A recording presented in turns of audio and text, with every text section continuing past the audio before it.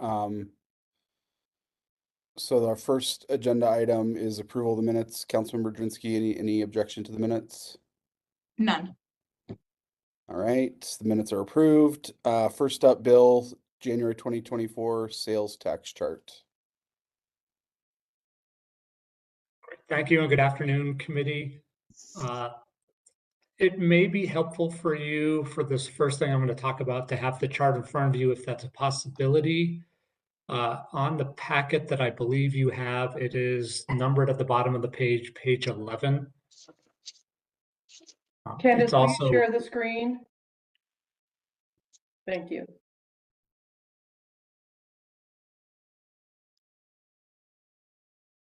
Perfect. Thank you.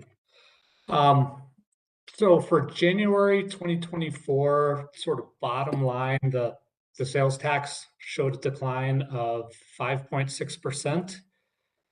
I hope that's the last time I'm going to mention that number. And you heard me say this last month, and this is partly why I will hope not to say it again, is I don't like to overfocus on 1 month. I think that can be very deceptive. And on this chart, I would like you to look back to last year, and really specifically what I want to talk about is collections in December and January. When you combine those 2 months, what you get is holiday sales, a reflection of the sales tax collected related to holiday sales, remembering that our collections are 1 month after the sale. So late November, December sales show up in December, January sales tax. So a year ago, you can see we were down 3% in December, but then we had a really strong January. And we can see those kinds of ups and downs in part based on how many holiday sales days we have in 1 month, specifically November, how many days you have between Black Friday and the end of the month. So that can cause some of this volatility. So again, I'm not going to overfocus on the 1 month, but I do want to say when you combine the collections from the 2 months, so this is December 2023 collections, January 2024. When you combine the 2 months, we did see holiday sales collections decline by 0.36% compared to the holiday a year ago. And I think that's a little bit of a better reflection, again, than just focusing on a single month. Greg Hayes was asking me a little bit about this, and I think one of the interesting things is that since the year 2000, we've seen holiday sales show negative growth only 3 times prior to this year. And those 3 years were 2001, which was a national recession. And we saw it both in 2008 and 2009, which were the first 2 years of the Great Recession. So hopefully this is not an indicator that that's where we're headed, but it is certainly concerning to see the combined 2 months of holiday sales show a small decrease. When you get underneath the hood and really look at what was happening with the numbers, one of the things that stood out to me was sales tax collections from utilities. So a year ago, we had really extremely high natural gas prices. We had record collection coming in from the utilities sector. And this January specifically, we saw collections from utilities decline by 20%. So if I were to remove from this chart that you're seeing in front of you the impact from utilities, instead of seeing that 5.6%, you would see a 4.5% decline if we, again, remove just the one sector. So that is certainly one of the factors is lower energy prices, lower collections from utilities. That said, the final point I'm going to leave you with is I track a total of 15 sectors, and notwithstanding that utilities did show a very large decrease, we saw decreases in 10 of the 15 sectors in January. So it is certainly more widespread than that. 3 of the sectors showed double-digit declines, and those were sports, hobby, books, and music, which was down about 15%. Utilities, again, 20% decline. And electronics and computers were down 24%. So with that, I'm open to any questions if you have them, but wanted to give you that update on where we stand with sales tax. Councilmember Jurinsky, any questions? I don't have any questions. Thank you for the presentation. You're welcome. Is Councilmember Lawson on yet? Okay. I don't see her. I did forward you the link in your text. Hopefully you could forward that on to her. Maybe she can pick it up. I sent that to her. All right. I don't have any questions either. Thank you, Bill, for the presentation. I appreciate it. Thank you all. All right. On to general business. Item 4A, marijuana excise tax repeal. So I'll just briefly introduce this item. It's item Councilmember Jurinsky and I are both sponsoring. So this is a repeal of the marijuana excise tax. And so the marijuana excise tax is a tax that is applied to cultivations in Aurora, not to retail sales. So it's not paid by residents or I guess non-residents, as the case may be, when they go to purchase marijuana products at a retail store. It's paid by cultivations, and then subsequently when they transfer that product to a retail store. The intention behind this is obviously to encourage marijuana cultivation businesses to relocate into Aurora by reducing this tax. I will mention that recently, City of Pueblo did remove their marijuana excise tax that they charged to cultivations. But that's kind of a brief description of what this is attempting to do. I'll let Councilmember Drinsky, if she has anything to say, go first or go next, and then turn it over to Greg Hayes for any additional comments. Councilmember Drinsky. FYI, Councilmember Lawson is on. Okay, great. Okay, thank you. I think you pretty well summed that up, Councilmember Gardner.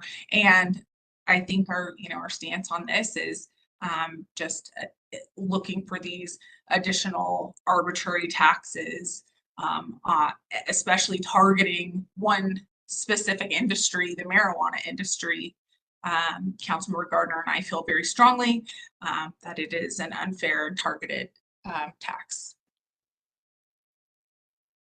All right, Greg, I'll turn it over to you if you have anything additional you'd like to add, and then if not, I guess, see if Councilmember Lawson has any questions. I don't have any prepared statements for this.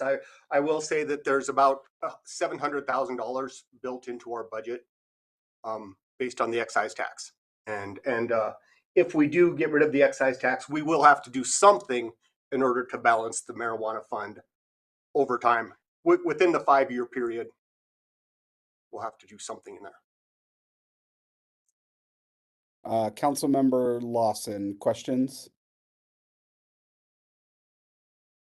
And I see her on the screen, but I don't see a microphone. I'm sorry to say.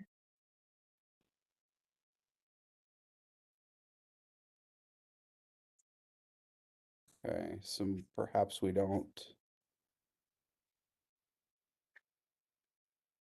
have her.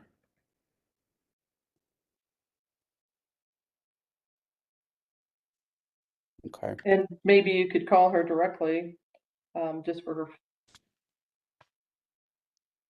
at least have her questions included.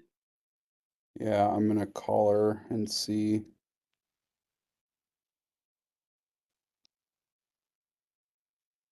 Hey.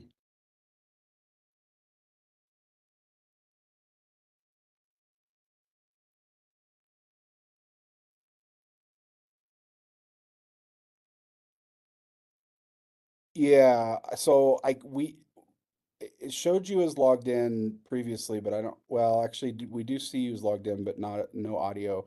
I'm gonna put you on speaker and see if everyone can hear you. Hold on just a second.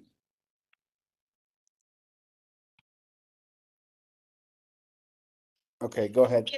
Okay, my apologies. See if I can mute this.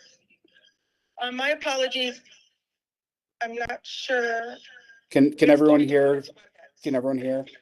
Yes, and her microphone Yeah. did just now show up on the screen, so I don't know if she has any audio capabilities. Can you hear me now?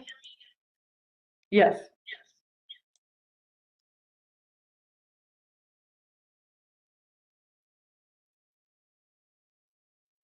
Okay, she just hung up. Councilmember Lawson, are you still there?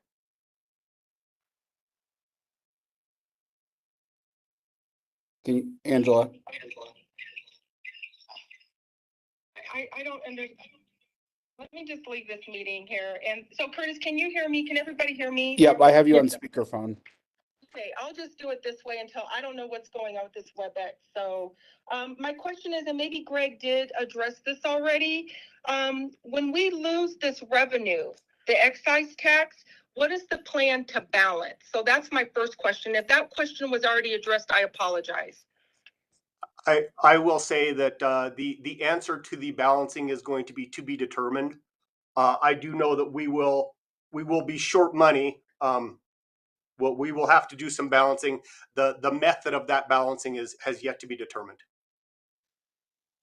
Okay, so my part B to this question is because of that, and we're definitely not balanced until, for 2025. There's still some questions or things that we may need to kind of figure out, and some programs could be impacted, correct? Possibly? Yes. Okay. Quite possibly. Okay. Yeah. However we balance, there are certain things that we have to fund, and there are certain things that we don't have to fund. We have 2 different rec centers coming out from this money, and the other pieces and parts that are part of the marijuana tax revenue fund. Okay, thank you for addressing those questions. And Councilmember Gardner, I don't know if you guys have went ahead with the vote on it, but at this time I will be a no vote on this. I do have some more further concerns and questions. I know it will move to the full council, but right now I won't be voting on this. Okay. Be a no. All right. Thank you. Uh-huh. I'm gonna take you off speaker for a second. Okay. Sorry. Councilmember Jurinsky, are you okay moving it forward? I am. And I am as well, so that will move forward. All right.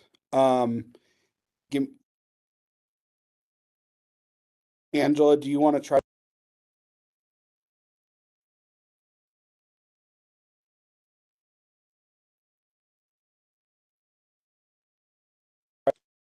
All right, Angela's going to try to get logged back in via WebEx, so we will proceed for now. Next up, item 4B, E911 surcharge, Scott Newman. Thank you, Councilmember Gardner and Councilmember Jurinsky. So Scott Newman, Chief Information Officer at the city, and give me just a moment to share presentation. We do have it up on the screen, Scott. Oh, perfect. I was actually gonna bounce though. So if you don't mind, Candace, I want to go, I'm not sure why, but the order of the slides got put backwards. So give me just a second here. Are you able to see my screen now? Yes. Yes. Okay, so I just want us to actually start with some background. So the 911 surcharge, it was established back in, the current rate was established back in 2014. Prior to that, the statewide cap for any 911 surcharge was 70 cents per month without specific approval by the Public Utilities Commission. And in 2014, the city sought and was approved an increase by the PUC to $1.20. But we've remained at that rate since that time. Now, fast forward in state law in 2021, the legislator updated the existing statute. And on an annual basis, the Public Utilities Commission will evaluate based on CPI and some other factors to determine what the new statewide cap should be. So in 2024, that proceeding arrived at $2.05. So what that means is any 911 authority across the state of Colorado can increase their surcharge up to that rate without requiring PUC approval. And then that is evaluated on an annual basis by the PUC and can either increase or decrease based on the CPI and the factors that they evaluate. So how we use the 911 surcharge here at the city, it is governed by the state law. There are specific provisions of how those funds can be used. So the way we've used it within those forms of the law here at the city is that we use it to provide some of the core technology used at the 911 center. So that includes the radio communication system used by police and fire, the first responders. It's used to cover the 911 call handling system. That's what all the dispatchers use to receive all calls into the center. It is also covering the computer-aided dispatch system, which is their workflow management system for processing all those calls for service, and then the mobile data computers that are used by the first responders in the field. Additionally, there's some additional products that are in use by the 911 center that are covered by the 911 fund, and costs associated with the actual charges for the telephone service per se are included in that. And as well as some personnel costs are offset. A good chunk of the 911 staffing is offset today by the general fund, but a portion of that is paid directly out of the 911 fund revenues. And as you can see, the law does allow that if money is available after those associated outlined costs, that it can be used for the functions that we are allowing, which is public safety radio equipment outside of the PSAP and then those personnel expenses. So a little bit of history on why we got to where we are and why we're requesting an overall increase in the surcharge that was established in 2014 is that a lot of the stuff that from a technology perspective that's in use at the PSAP has been in place for over a decade. So, or close to a decade, I should say. So as an example, in the year 2015, the city deployed a new Motorola radio system.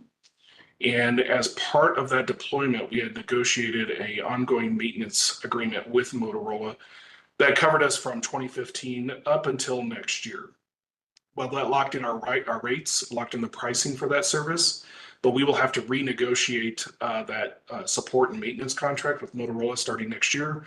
Again, we're going to look at that same approach where we do a multi-year term so that we can lock in the pricing and know what that is on a year-by-year basis. But we do know from our conversation with Motorola that that's already going to be higher. So that's one of the cost factors that's driving it. The 911 call handling system that's been in use at the city.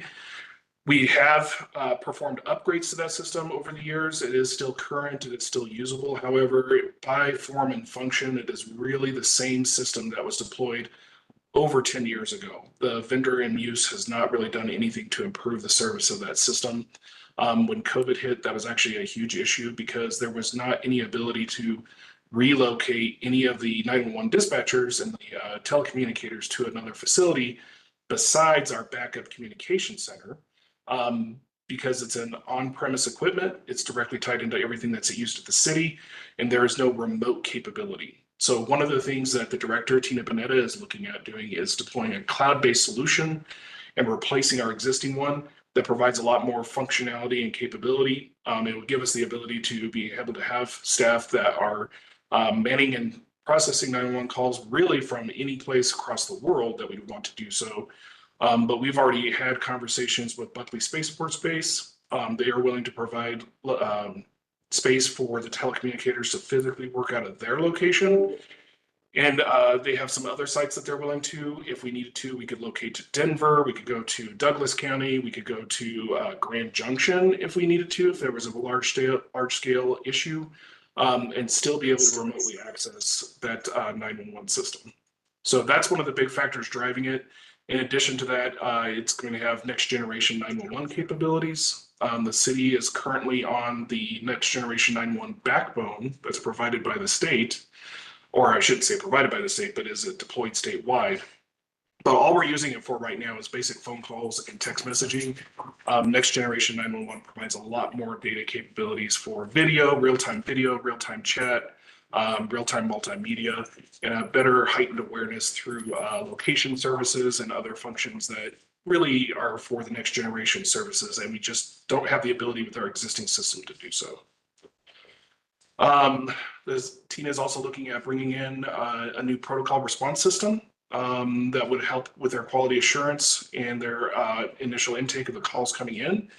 So those costs are about $301,000 higher than our current solution that we have in place today. I've already spoken about the radio support system.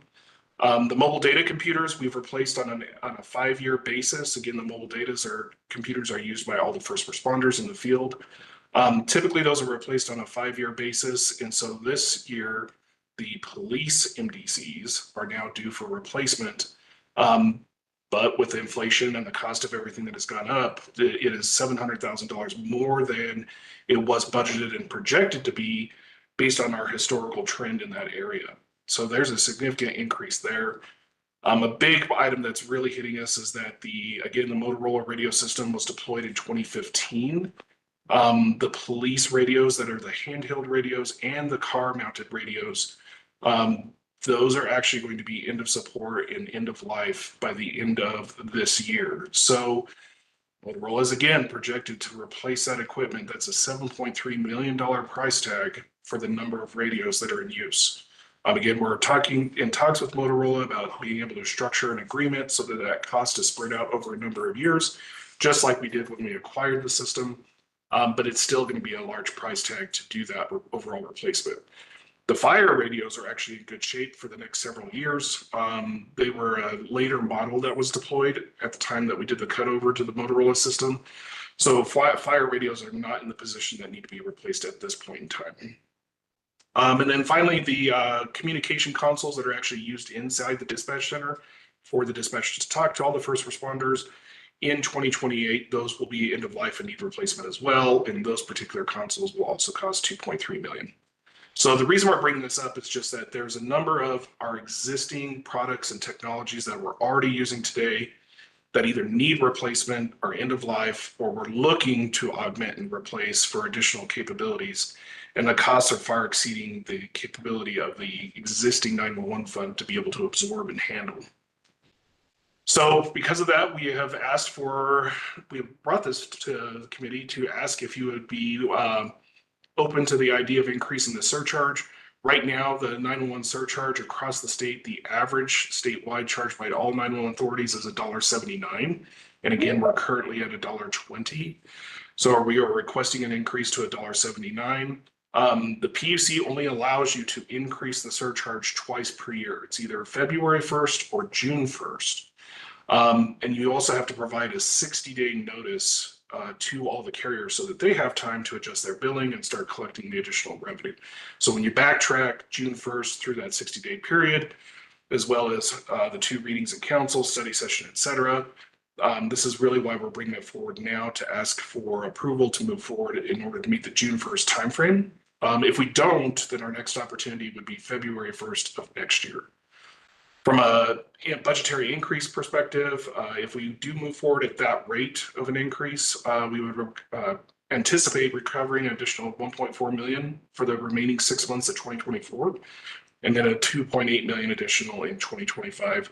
And those, based on our projections, that number will help us maintain and replace those existing systems I mentioned, as well as implement some of the new capabilities that the director at the 911 Center is looking for at this time. And that is it with the presentation. So any questions from committee? Scott, I think you said this at the beginning, but can you, again, when was the last time it was increased? That was in 2014, sir. Okay. And what was the amount or percentage of the increase when it was increased last time? It went from 70 cents to $1.20, so was that about an 80% increase? Okay. And is it common for municipalities to increase like smaller increases annually, or to do it kind of like this where they don't increase it for several years and then to do a larger increase all at once? It really depends on the 911 authority, Councilmember Gardner. There are some 911 authorities that have increased every year since the new state law took effect. So they have increased that cap to the maximum every single year that the PUC has set the new standard. There are other entities who have set it many years ago and have not changed it for a number of years. So it depends on their specific situation and how much of they are spreading at the cost towards 911 fund. And what I mean by that is, I mentioned the general fund right now actually augments and supplements a lot of the personnel costs for the 911 center. Some of those entities may actually put 100% of those costs to the 911 fund. So it really depends on how they're breaking out the costs. Okay. Council members Jurinsky or Lawson, any questions? I don't have any questions. Councilmember Lawson, I don't know if she's on. I don't see her in the list, sir. Okay. Councilmember Jurinsky, are you okay with this moving forward? I'm okay with it. I am as well. All right. Thanks for the presentation, Scott. Thank you both. Appreciate it. All right. Up next, Secure 2.0 GURP ordinance, Nancy Wishmeyer. Hello. So this first item is for a code change to the general employees retirement plan.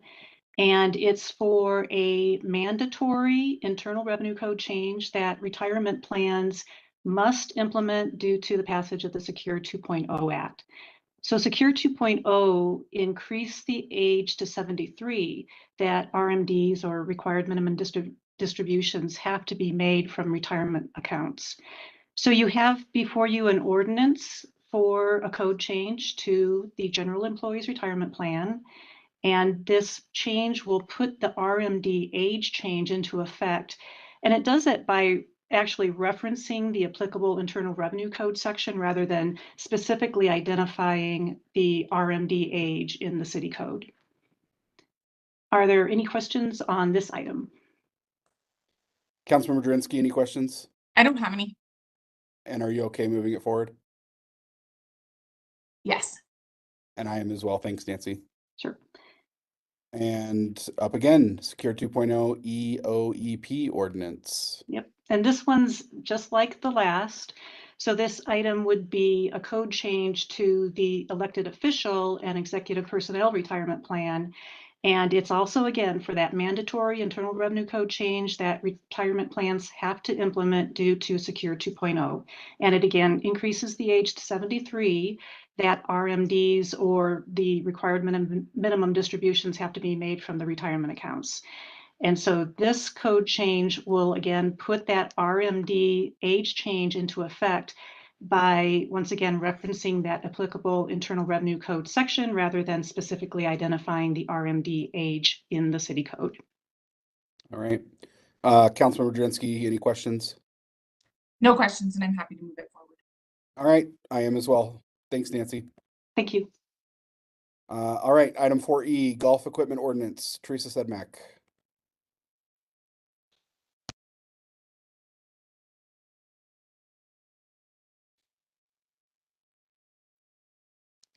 Sorry, I was having trouble finding my mute button, but I am on now.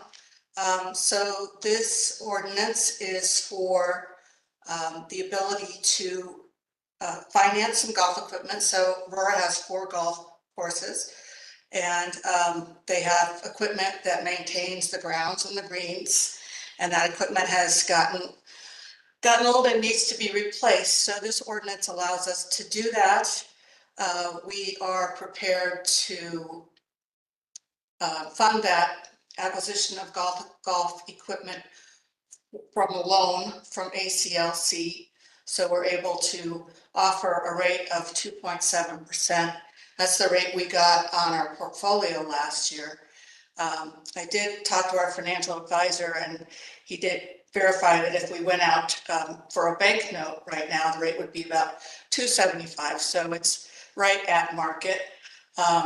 So it's currently quoted. We're looking at an expected borrowing amount of 1.063 million. The ordinance has a little bit of a cushion. We're asking for the authority to borrow up to 1.2 million. That's just in case there's any pricing change between now and the time the ordinance is passed, and an annual debt service of approximately $230,000. I do have Tom Tully on the phone if you have any questions about the equipment itself, but the ordinance is just allowing us to purchase that equipment for the golf courses. Councilmember Jurinsky, any questions? I don't have any questions, and I support this. All right. I'm okay with it moving forward as well. Thanks, Teresa. All right. Item 4F, Teresa, up again, Wells Fargo contract. Yes, this is information only. And I want to let you know that we did renew the merchant services agreement with Wells Fargo through the state's contract. So the state contracted with Wells Fargo, and we're participating in the pricing that was offered to the state. Merchant services are services that are related to credit cards. So what this contract does for us is Wells Fargo authorizes and captures payments. They settle all credit and debit transactions. They help us with chargebacks. They give us equipment, well, they lease us equipment to use to facilitate payments. And they also give us online reporting and system access. That we have been with this merchant services provider for quite a while, again, participating under the state contract. And this is information only. I'm happy to answer any questions you might have. And that's it. Councilmember Jurinsky, any questions? None, and I'm happy to move it forward. All right, thanks, Teresa. Thank you. Item 4G, ordinance to amend subsection C3 of City Code Section 2-676. Bryn Fillinger. And I don't see Bryn on here. Bryn might have had to step away. So basically this ordinance allows the change orders to be on our weekly reports. When we did the code revisions a few months back, the intent was to have only the code or the change orders that are 50,000 and above. And unfortunately, when we did the code change, we included all change orders. So this will just refine that to the change orders that are 50,000 and above. All else will not require approval through the weekly report. So pretty standard cleanup measure. All right, Councilmember Jurinsky, any questions, and are you okay moving it forward? No questions. I'm okay with that. All right, I am as well. Thanks, Terry. All right, that was the last item on the agenda. I don't have anything miscellaneous. Terry, anything else that we need to bring up for today? Probably just the date of our next meeting. I see Councilmember Lawson. Sorry it was so hard for you to get on today. I think you're still on mute, though.